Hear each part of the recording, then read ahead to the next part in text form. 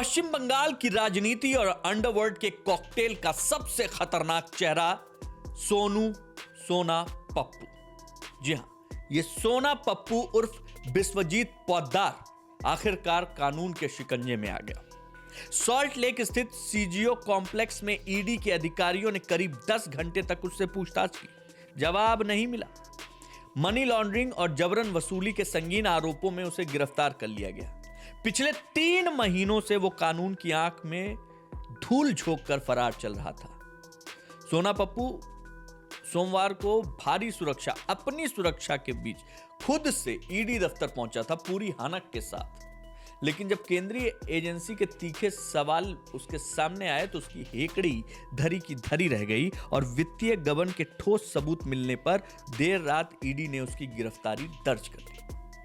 यह कार्रवाई कोलकाता के उस सिंडिकेट राज की ताबूत में आखिरी कील मानी जा रही है, जिसने पुलिस प्रशासन को मूक दर्शक बनाकर सालों तक समानांतर सरकार चलाई। ममता सरकार जानते हुए भी इसके खिलाफ कार्रवाई नहीं कर पाई। सोना पप्पू, जिसके इशारे पर दक्षिणी कोलकाता की जमीनें हिलती थी। जी हां, कोलकाता के कस्बा, गोला पार्क और जादवपुर जैसे रसूखदार इलाकों में सोना पप्पू का नाम ही रंगदारी और दहशत की गारंटी था। खुद को साधारण नागरिक का चोला पहनाने वाला ये डॉन, इसका असली साम्राज्य जमीन कब्जा करना, अवैध वसूली, खुलेआम हथियार लहराना, इन सब पर टिका हुआ था। सोना पप्पू का मुख्य धंधा क्या था? दक्षिण कोलकाता की बेशकीमती और विवादित संपत्तियों को चिन्हित करना। और एक बार किसी जमीन पर सोना पप्पू की नजर पड़ गई तो उसके हथियारों से लैस गुर्गे वहां पहुंच जाते थे। मूल मालिकों को डरा कर, धमका कर, कौड़ियों के भाव में वो जमीनें लिखवा ली जाती थी। कोलकाता में जो पैर पसार रहे रियल एस्टेट सेक्टर के लोग हैं, वो सोना पप्पू उनसे एक टैक्स वसूलता था।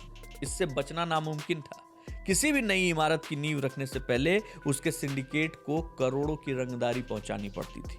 जो बिल्डर मना करता, उसकी साइट पर बमबाजी और काम बंद होना तय था।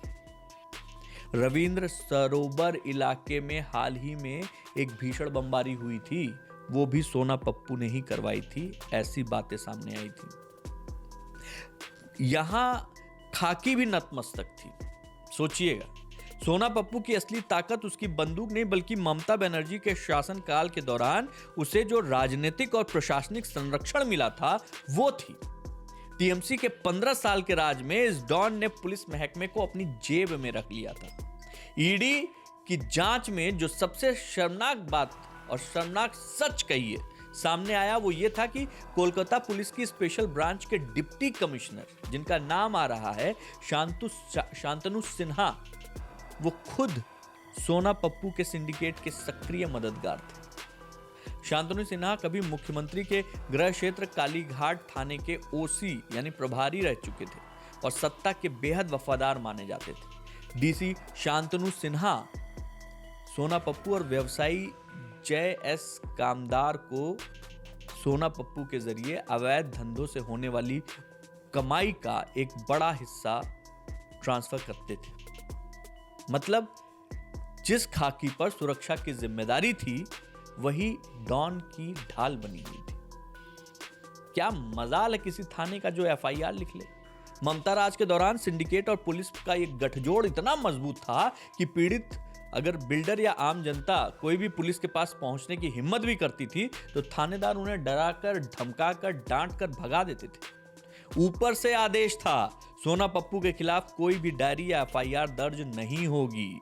कानून पूरी तरह अपाहिज हो चुका था। फरारी में फेसबुक पर लाइव कर रहा था ये डॉन। केंद्रीय जांच एजेंसियां उसकी तलाश में छापेमारी कर रही थी, तो वो पिछले 3 महीनों से जब भगोड़ा घोषित था तो कोलकाता के सुरक्षित ठिकानों पर बैठकर फेसबुक लाइव करता था, खुलेआम कानून को चुनौती देता था, क्योंकि उसको पूरा भरोसा था कि राज्य की सत्ता और पुलिस उसके सर पर हाथ रखे हुए है, केंद्रीय एजेंसियां उसका कुछ बिगाड़ नहीं सकती। लेकिन सत्ता बदली और किला ढह गया।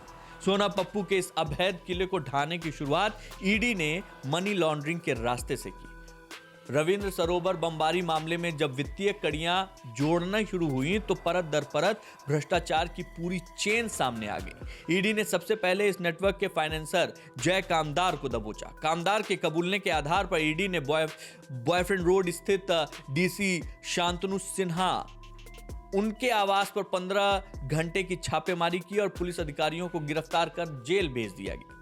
बंगाल के सियासी समीकरण बदलते ही पुलिसिया संरक्षण का जो सुरक्षा चक्र मिला था सोना पप्पू को, वो टूट गया।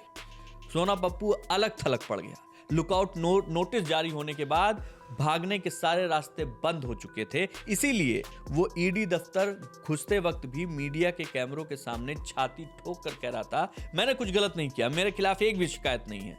लेकिन सीजीओ कॉम्प्लेक्स के बंद कमरे में जब ईडी के अफसरों ने उसके बैंक खातों, बेनामी संपत्तियों के दस्तावेज और जेल में बंद डीसी शांतनु सिन्हा के बयानों को सामने रखा तो डॉन के पसीने छूट गए। 10 घंटे की कड़ी पूछताछ में वो करोड़ों के संदिग्ध लेन देन का एक भी जवाब नहीं दे पाया। इस गिरफ्तारी के साथ ही कोलकाता के रियल एस्टेट में फैले अरबों रुपए के सिंडिकेट राज का अंत हो गया है। अब जांच की आंच उन सफेद पोश नेताओं तक पहुंचने वाली है जो इस डॉन की तिजोरी से अपनी सियासी जमीन सींच रहे थे।